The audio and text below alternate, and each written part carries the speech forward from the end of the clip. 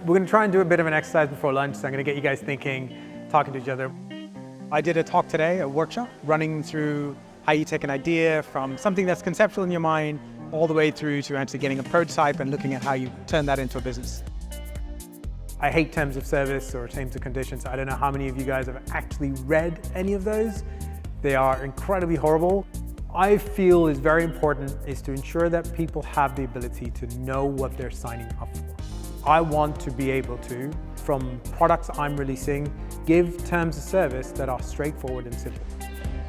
It gets the audience thinking, and it gets people kind of away from just listening the monologue of someone standing in front, and gets them to kind of collaborate and really put some of what you're hearing into practice. That helps instill in them the approach and what they should do. So I think it helps to kind of solidify knowledge.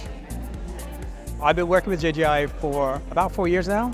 I have to say it's been one of the pivotal institutes that we worked with in Bristol that is driving data science, is driving AI, machine learning, and pushing forward the steps around kind of how do you approach things from the most novel technology to how do we think about the ethical implications of that.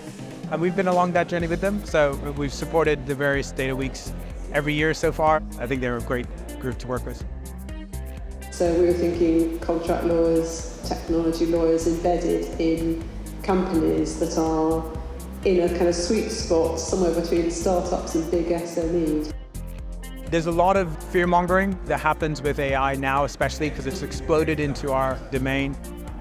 Having the conversation in events like this where you're bringing people, not just people who know, but also people who are curious, into a room and starting the debates and starting the conversation. I think that's the starting point of ensuring that the way we're approaching AI in the future is actually done properly, rather than just it being in closed rooms with politicians or through legal institutions. It's interesting because this is a debate that you have with customers. It's customer sentiment versus behavior. They're very, very different things, right? Everyone wants to know what's going on, but then you ask the question of, would you spend 5 minutes looking through something? I think it's really important that we get the younger groups to start thinking about these problems much earlier on, because they're the ones who are going to have to deal with it later on.